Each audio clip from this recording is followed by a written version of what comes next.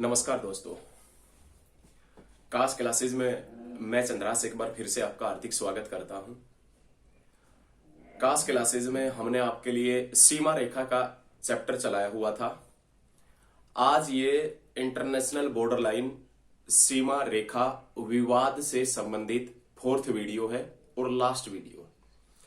आज इस वीडियो के अंदर हम भारत और बांग्लादेश सीमा विवाद के पॉइंट का जिक्र करेंगे। इससे पहले हमने सीमा रेखा के ऊपर 3 वीडियो और बनाई थी। यदि आप उन तीनों वीडियो को देखना चाहते हैं तो हमारे ही चैनल के ऊपर तीनों वीडियो उपलब्ध मिल जाएगी आपको। देखिए, हमने सबसे पहले बताया था भारत और पाकिस्तान की सीमा रेखा। उसके बाद में हमने आपसे बताया था भारत और अफगानिस्तान के बीच की सीमा रेखा। उसके बाद में भारत और चीन के बीच की सीमा रेखा। लेकिन जब हमने भारत और चीन के बीच की सीमा रेखा का जिक्र किया था तो उसमें हमने LAC line of actual control का कोई जिक्र नहीं किया।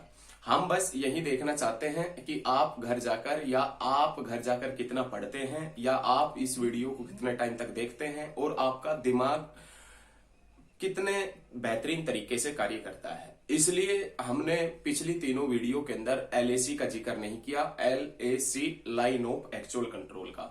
आज उस लाइन ऑफ एक्चुअल कंट्रोल का भी जिक्र करेंगे, तो ये चीजें याद रखिएगा। सबसे पहले हम देखेंगे भारत और बांग्लादेश के बीच की सीमा रेखा को। भारत और बांग्लादेश के बीच की सीमा रेखा के पॉइंट की यदि हम बात करें तो देखिए, घटना है 1947 की, जब बंगाल का विभाजन हुआ। एक बार बंगाल का विभाजन हो गया 1905 में। बंगाल विभाजन फिर से रद्द हुआ 1911 में। बंगाल विभाजन जब 1905 में हुआ था, उसमें भारत के गवर्नर जनरल लॉर्ड कर्जन हुआ करते थे। लेकिन उस बंगाल विभाजन को रद्द कर दिया गया। और वो बंगाल विभाजन रद्द कब हुआ तो आप याद रखिएगा, वो बंगाल विभाजन रद्द हुआ 1911 में लॉर्ड होर्डिंग सेकंड के शासनकाल के दौरान हुआ था। लेकिन उसी बंगाल का दूसरी बार विभाजन हुआ 1947 में, और उस समय गवर्नर जनरल हुआ करते थे लॉर्ड माउंटबेटन। लॉर्ड माउंटबेटन के शासनकाल के दौरान बंगाल का दूसरी बार विभाजन हुआ। बंगाल 2 भागों के अंदर बट गया। एक बंगाल जिसे पूर्वी बंगाल और एक पश्चिम बंगाल।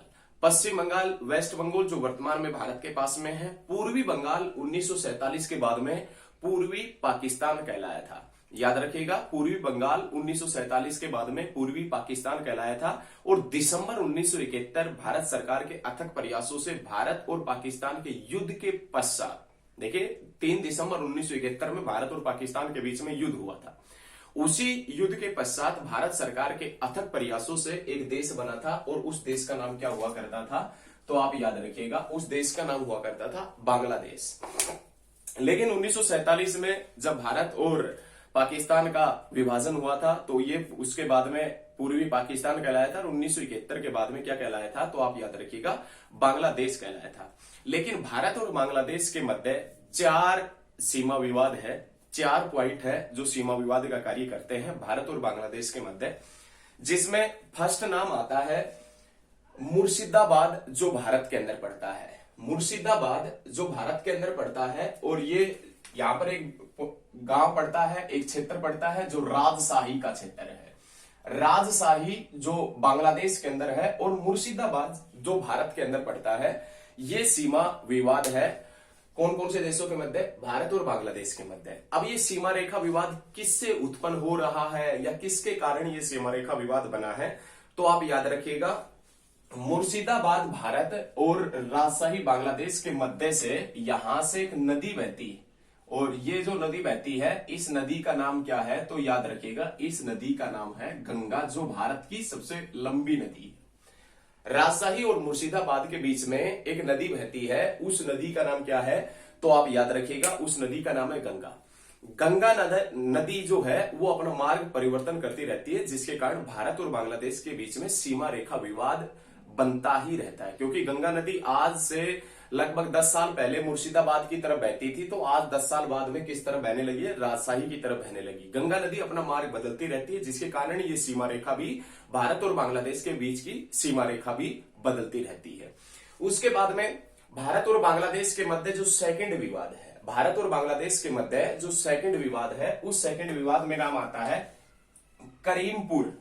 करीमपुर जो भारत के अंदर पड़ता है, करीमपुर जो भारत के अंदर पड़ता है, और यहां पर पड़ता है दौलतपुर, और दौलतपुर कौन से देश के अंदर है? तो आप याद रखिएगा बांग्लादेश के अंदर।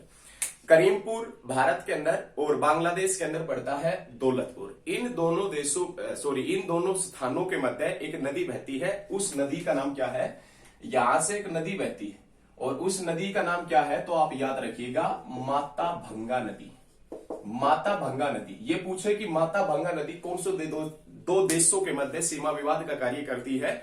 तो भारत और बांग्लादेश के मध्य माता भंगा नदी सीमा रेखा विवाद का कार्य करती है। और ये सीमा रेखा विवाद कौन कौन से स्थानों के मध्य है? तो आप याद रखिएगा करीमपुर भारत और दौलतपुर बांग्लादेश के मध्य ये सीमा रेखा विवाद है। अब माता भंगा नदी है, इस माता भंगा नदी की आधी दूरी को रेड क्लिफ रेखा माना हुआ है। माता भंगा नदी जो करीमपुर भारत और दौलतपुर बांग्लादेश के मध्य यहां पर इस क्षेत्र के अंदर बहती है, इस माता भंगा नदी की आधी दूरी को सीमा रेखा माना हुआ है दोनों देशों ने। याद रखिएगा माता भंगा नदी की आधी दूरी को सीमा रेखा मान रहा हुआ है भारत और किसने? बांग्लादेश ने। लेकिन माता भंगा नदी की जो कुछ दूरी थी, माता भंगा नदी इन दोनों स्थानों के बीच में बहती थी, उसको सीमा रेखा माना गया। तो इससे भारत को कोई फायदा नहीं हुआ। इससे फायदा हुआ वो कौन से देश को फायदा हुआ? तो आप याद रखिएगा बांग्लादेश को। और बांग्लादेश को लगभग कितने वर्ग किलोमीटर का फायदा हुआ? तो 13 वर्ग किलोमीटर का फायदा हुआ था। तो आप पहला पॉइंट याद रखिएगा, पहला विवाद मुर्शिदाबाद और राजशाही के मध्य। दूसरा विवाद है उसमें याद नाम आता है किसका? करीमपुर भारत और दौलतपुर बांग्लादेश के मध्य। और जो तीसरा विवाद है उसमें नाम आता है सिलहट। एक सिलहट डिस्ट्रिक्ट पड़ता, एक सिलहट स्थान पड़ता है, एक सिलहट जो कहां पर है? बांग्लादेश के अंदर सिलहट। और यहां पर हमारे पास में मेघालय के अंदर गारो, खासी और जैंतिया पहाड़ियां पड़ती है। 1947 में जब सर जॉन रेडक्लिफ ने इन दोनों स्थानों के मध्य मैप के ऊपर रेखा खींची थी, उसी रेखा को आज तक माना हुआ है, क्योंकि यहां पर जमीनी हकीकत को देखते हुए जमीन पर कोई भी रेखा नहीं खींची हुई थी। क्यों? क्योंकि यहां पर अत्यधिक मात्रा में सघन वन है। यहां पर रेखा खींचना मुश्किल ही नहीं, नामुमकिन सा होता है। तो यहां पर अत्यधिक मात्रा में सघन वन है। तो याद रखिएगा गारो, खासी, जैंतिया हिल्स और सिलहट के मध्य जो सीमा विवाद है वो कौन कौन से देशों के मध्य है? तो आप याद रखिएगा बांग्लादेश और भारत के मध्य है। बांग्लादेश और भारत के मध्य तीसरा सीमा विवाद सिलहट जो बांग्लादेश के अंदर पड़ता है, ये बिंदु है सिलहट। ये सिलहट बांग्लादेश के अंदर और गारो, खासी, जैंतिया हिल्स जो कहां पर है? तो आप याद रखिएगा कहां पर पड़ती है? मेघालय के अंदर। गारो, खासी, जैंतिया पहाड़ियों का नामकरण कैसे हुआ है? तो गारो, खासी, जैंतिया पहाड़ियों पर एक जनजाति निवास करती है। उस जनजाति का नाम भी क्या है? गारो, खासी और जैंतिया। दूसरा पॉइंट कि विश्व में सबसे ज्यादा जो वर्षा होती है वो कौन सी पहाड़ी पर होती है? तो विश्व में सबसे ज्यादा वर्षा वाला स्थान है मानसिन राम, चेरापूंजी, मेघालय के अंदर। लेकिन विश्व में सर्वाधिक वर्षा कौन सी पहाड़ी पर होती है? तो याद रखिएगा खासी पहाड़ी पर विश्व में सबसे ज्यादा वर्षा होती है। तो ये सभी चीजें आपके माइंड में रहनी चाहिए। उसके बाद में नाम आता है भारत और बांग्लादेश के अंदर चौथा सीमा विवाद, जो फोर्थ सीमा विवाद है भारत और बांग्लादेश के मध्य, वो देखें। फोर्थ सीमा विवाद एक गांव पड़ता है बांग्लादेश का बारीहारी। बांग्लादेश के अंदर एक गांव पड़ता है, उस गांव का नाम है बारीहारी, बांग्लादेश के अंदर पड़ता है। और भारत के अंदर एक गांव पड़ता है जिसका नाम है गोविंदपुर। और गोविंदपुर जो गांव है वो मेघालय के अंदर पड़ता है। याद रखिएगा गोविंदपुर एक गांव पड़ता है मेघालय के अंदर, और दूसरी तरफ बांग्लादेश के अंदर एक गांव पड़ता है जिसका नाम है बारीहारी गांव। बात है 2001 की। 2001 में बांग्लादेश राइफल के जवानों ने 2001 में बांग्लादेश राइफल के जवानों ने भारतीय सीमा में घुसकर एसएसबी के 18 जवानों की निर्मम तरीके से हत्या कर दी थी। उसके बाद ही ये सीमा रेखा विवाद उत्पन्न हुआ है। तो याद रखिएगा बारीहारी जो बांग्लादेश के अंदर पड़ता है, गोविंदपुर भारत, इसके मध्य सीमा रेखा विवाद है। वो विवाद 2001 के बाद में उत्पन्न हुआ है, क्योंकि बांग्लादेश राइफल के जवानों ने भारत के एसएसबी के जवानों की निर्मम तरीके से 18 जवान थे जिसकी हत्या कर दी थी। घटना है 2001 की। और घटना कौन से गांव की है? तो भारत के अंदर इसी गोविंदपुर गांव के पास में एक गांव पड़ता है जिसका नाम है पीरगांव। पीरगांव गांव की घटना है जहां पर हमारे एसएसबी के जवान ठहरे हुए थे, उनके ऊपर आक्रमण किया बांग्लादेश राइफल के जवानों ने और 18 जवानों की निर्मम तरीके से हत्या कर दी थी। उसके बाद में ये विवाद उत्पन्न हुआ था। ये तो है भारत और बांग्लादेश के मध्य 4 सीमा विवाद। उसके बाद में नाम आता है अंत क्षेत्रों का, इनक्लेव एरिया का नाम आता है। देखें, उसके बाद में जो अगला नाम आता है उसमें नाम आता है अंत क्षेत्र, जिसमें नाम आता है इनक्लेव एरिया का नाम आता है अंत क्षेत्र। अब पॉइंट ये बनता है कि अंत क्षेत्र होता क्या है। किसी देश का वह भूभाग जो दूसरे देश से घिरा हुआ हो, किसी देश का वह भूभाग जो दूसरे देश से घिरा हुआ हो, क्या कहलाता है? अंत क्षेत्र के नाम से जाना जाता है। ऐसे ही कुछ अंत क्षेत्र भारत के बांग्लादेश में है, ऐसे ही कुछ बांग्लादेश के अंत क्षेत्र कहां पर पड़ते हैं? भारत के अंदर पड़ते हैं। जब 1947 में भारत और पाकिस्तान का विभाजन हुआ था तो बंगाल की सीमा रेखा का पूर्ण तरीके से सीमांकन नहीं किया गया था। याद रखिएगा, जब 1947 में भारत और पाकिस्तान का विभाजन हुआ था तो बंगाल की सीमा रेखा को पूर्ण तरीके से, बंगाल की सीमा रेखा का पूर्ण तरीके से सीमांकन नहीं किया गया था। उसके बाद में ये अंत क्षेत्रों का जन्म हुआ। हालांकि घटना है 1958 की। 1958 के अंदर भारत और पूर्वी पाकिस्तान, कहने का तात्पर्य बांग्लादेश, भारत और पूर्वी पाकिस्तान के मध्य 1958 में अंत क्षेत्रों को लेकर एक समझौता हुआ और समझौते में यह कहा गया कि जो भी अंत क्षेत्र है उसकी अदला और बदली की जाएगी। लेकिन 1958 में यह कार्य नहीं हो सका। इसके ऊपर काफी टाइम तक बहस भी हुई, बातचीत भी चली, लेकिन 1958 में यह कार्य पूर्ण नहीं हुआ था। उसके बाद में एक ऐसा वक्त आया जिसमें नाम आता है 1974 का। 1974 में बांग्लादेश के प्रधानमंत्री शेख मुजीबुर रहमान और भारत के तत्कालीन प्रधानमंत्री के बीच में एक समझौता हुआ।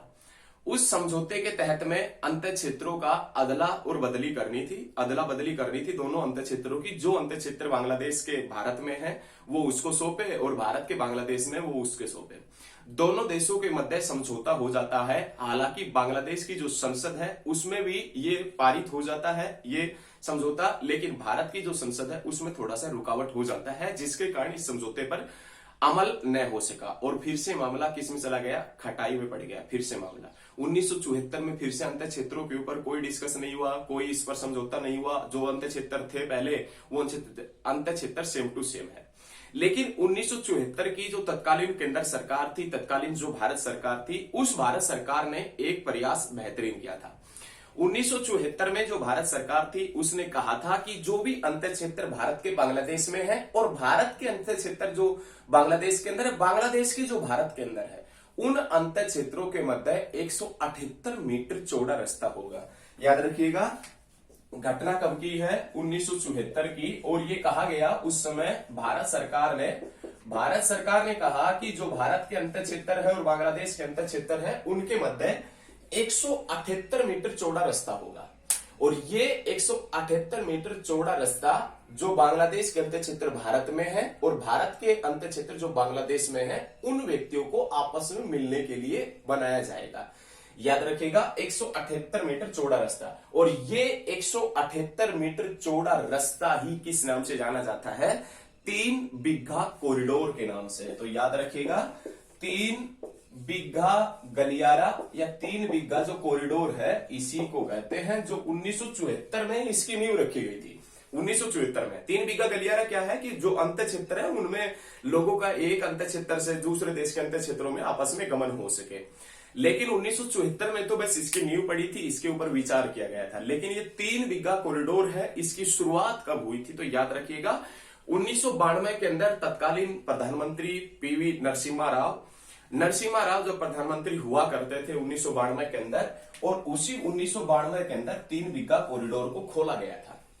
1992 में 3 बिघा कॉरिडोर को खोल दिया गया। अब जैसे ही 3 बिघा कॉरिडोर को खोला गया था तो ऐसा नहीं था कि पूरे दिन कभी भी कोई व्यक्ति जा सकता है, अंत क्षेत्रों में कोई भी व्यक्ति आ सकता है। इसके लिए एक समय निर्धारित किया गया था कि वो व्यक्ति 6 से 7 सुबह और 6 से 7 शाम को ऐसे, या 5 से 6 सुबह या 5 से 6 शाम को ऐसे वो अंत क्षेत्रों के अंदर जा सकता है।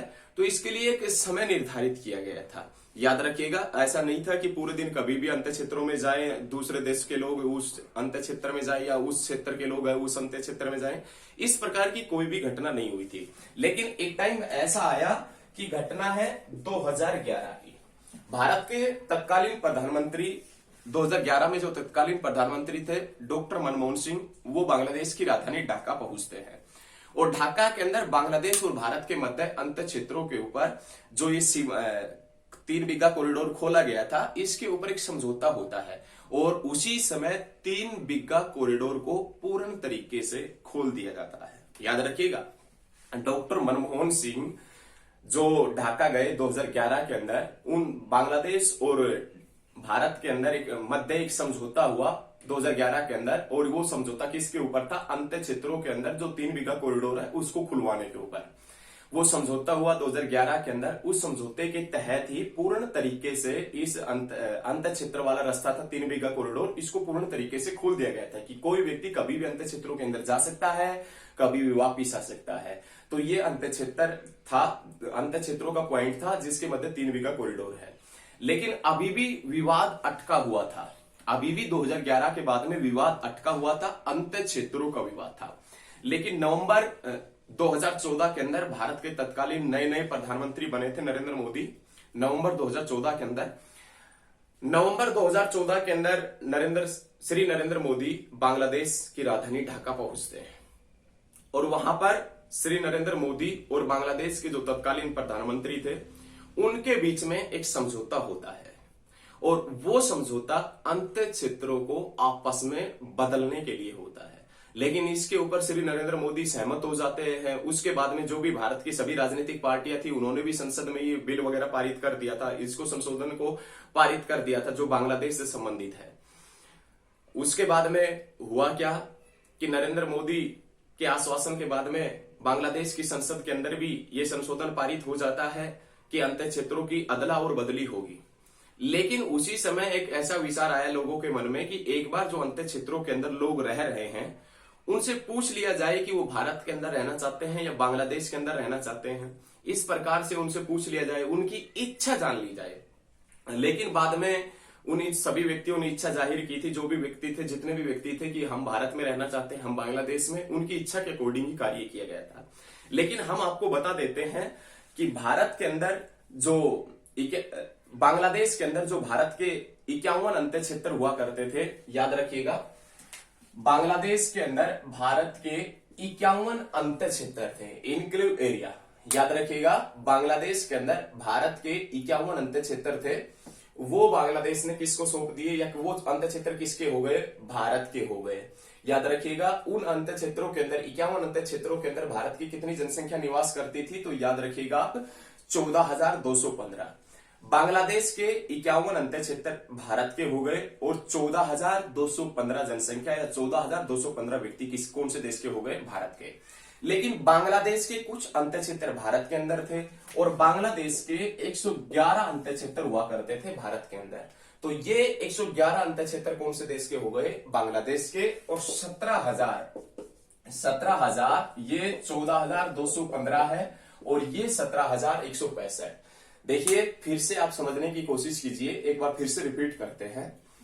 भारत के 51 अंत क्षेत्र बांग्लादेश के अंदर थे, बांग्लादेश ने 51 अंत क्षेत्र किसको सौंप दिए? भारत के। और इन 51 अंत क्षेत्रों के अंदर 14,215 जनसंख्या निवास करती थी। वो जनसंख्या या वो जो व्यक्ति है वो कौन से देश के हो गए? भारत के। लेकिन बांग्लादेश के 111 अंत क्षेत्र भारत के अंदर थे और ये 111 अंत क्षेत्र भारत के अंदर थे, तो ये किसके हो गए? बांग्लादेश के। और 17,165 व्यक्ति कौन से देश के बन गए? बांग्लादेश के बन गए। लेकिन उसके बाद में अंत क्षेत्रों की अदला और बदली के बाद में कुछ ऐसे व्यक्ति थे जिसमें नाम आता है 979 व्यक्तियों ने 979 व्यक्तियों ने अपनी इच्छा जाहिर की थी कि वो व्यक्ति रहना चाहते हैं भारत के अंदर। उसके बाद में उन व्यक्तियों को भारत लेकर आया गया। लेकिन उसी समय जब 979 व्यक्तियों ने इच्छा जाहिर की थी कि वो भारत के अंदर रहना चाहते हैं, तो 36,355, याद रखिएगा, 36,355 व्यक्तियों ने इच्छा जाहिर की थी कि वो बांग्लादेश के अंदर रहना चाहते हैं। तो उन व्यक्तियों को बांग्लादेश में लेकर जाया गया। और ये जो जनसंख्या की अदला और बदली हुई थी, जनसंख्या की अदला और बदली हुई थी, ये अदला बदली कब से कब तक चली थी? तो आप याद रखिएगा, 1 अगस्त 2015 से लेकर 1 नवंबर 2015 तक चली थी। तो याद रखिएगा, 1 अगस्त 2015 से लेकर 1 नवंबर 2015 तक चली थी, जनसंख्या की और अदली और बदली चली थी। तो ये चीजें आप याद रखिएगा, ये अंतर क्षेत्रों से संबंधित है। कुछ पॉइंट थे जो भारत और बांग्लादेश के मध्य सीमा रेखा का भी डिस्कस किया है हमने, और अंतर क्षेत्रों से भी संबंधित डिस्कस किया है पॉइंट का। लेकिन हमने आपसे एक क्वेश्चन और बताया था। क्वेश्चन ये था कि ये हमारे पास में एक स्टेट पड़ता है जिसका नाम है त्रिपुरा, और ये त्रिपुरा जिसको तीनों तरफ से कौन से देश ने घेर रखा है, तो आप याद रखिएगा बांग्लादेश ने। और त्रिपुरा और बांग्लादेश के मध्य जो सीमा रेखा है, उस सीमा रेखा को किस नाम से जानते हैं, तो हमने आपसे बताया था जीरो लाइन के नाम से जानते हैं। आशा करते हैं कि भारत और बांग्लादेश के विवाद से संबंधित जो भी क्वेश्चन हमने लगभग करवाए हैं, वो क्वेश्चन आपको अवश्य ही याद रहेंगे। और यदि याद नहीं रहते हैं तो जो भी सीमा विवाद से संबंधित है, जो भी महत्वपूर्ण बातें हैं, आप इनको साथ के साथ में नोट कर लें, क्योंकि आप अपनी खुद की हैंड राइटिंग में नोट्स बनाएंगे तो शायद वो बेहतरीन होगा, और उससे बेहतरीन मार्केट में कोई भी बुकें नहीं मिल सकती है। आप जो लिखेंगे वो बेहतरीन तरीके से लिखेंगे और अच्छे तरीके से लिखेंगे और अपनी माइंड के हिसाब से लिखेंगे, क्योंकि आपका माइंड है वो किस प्रकार से कार्य करता है, उसी के अकॉर्डिंग आप लिखेंगे, उसी के अकॉर्डिंग आप नोट्स बनाएंगे। और आपके जो नोट्स हैं वो उसी के अकॉर्डिंग आप पढ़ें, उसी के अकॉर्डिंग आप सब कुछ करें। आपके नोट्स से बेहतरीन कोई भी बुकें मार्केट में नहीं है, लेकिन नोट्स इस प्रकार से बनाए ताकि आपको बेहतरीन बाद में समझ में आए। ऐसा ना हो कि नोट्स आज बना लिए, उसके बाद में नोट्सों को डाल दिया, कुछ समय के बाद में आपको ही समझ में नहीं आ रहा क्या लिखा था, तो ऐसा कुछ भी नहीं है। और यदि कुछ समय के बाद में समझ में नहीं आए तो फिर से आप कास्ट क्लासेज पे जाकर ज्योग्राफी पढ़ सकते हैं। लेकिन ये तो था भारत और बांग्लादेश के मध्य सीमा रेखा का पॉइंट। उसके बाद में हमने एक पॉइंट आपके लिए छोड़ा हुआ था। हम देखते थे कि कितने लोग हैं जो हमसे कहते हैं कि सर आपने भारत और चीन के मध्य सीमा रेखा तो करवा दिया, लेकिन उसमें एलएसी का जिक्र नहीं किया। ये पॉइंट हमने जान पूछकर नहीं करवाया था। हम बस आपसे यही देखना चाहते हैं कि आपके पास में कितना माइंड है और कितने बेहतरीन तरीके से आप पढ़ते हैं। हमारे पास में ये जो क्षेत्र है, ये वाला क्षेत्र है, इस क्षेत्र का नाम है POK, पाक ऑक्युपाइड कश्मीर। और हमारे पास में ये जो क्षेत्र है, ये वाला क्षेत्र, ये क्षेत्र है COK, चाइना ऑक्युपाइड कश्मीर। एक पाक अधिकृत कश्मीर है और एक चीन अधिकृत कश्मीर है। लेकिन यहां से फर्स्ट क्वेश्चन आप याद रखिएगा, जम्मू कश्मीर का वह क्षेत्र, जम्मू कश्मीर का वह क्षेत्र जिसके ऊपर अधिकार, जम्मू कश्मीर का वह क्षेत्र जिसके ऊपर अधिकार चीन जताता है, वो क्षेत्र किस नाम से जाना जाता है, तो आप याद रखिएगा अक्साई चीन के नाम से जाना जाता है। अक्साई चीन के नाम से जाना जाता है। जम्मू कश्मीर का वह क्षेत्र जिसके ऊपर अधिकार चीन जताता है, वो क्षेत्र किस नाम से जाना जाता है, तो आप याद रखिएगा अक्साई चीन के नाम से जाना जाता है। तो ये सभी चीजें आपके दिल और दिमाग में रहनी चाहिए।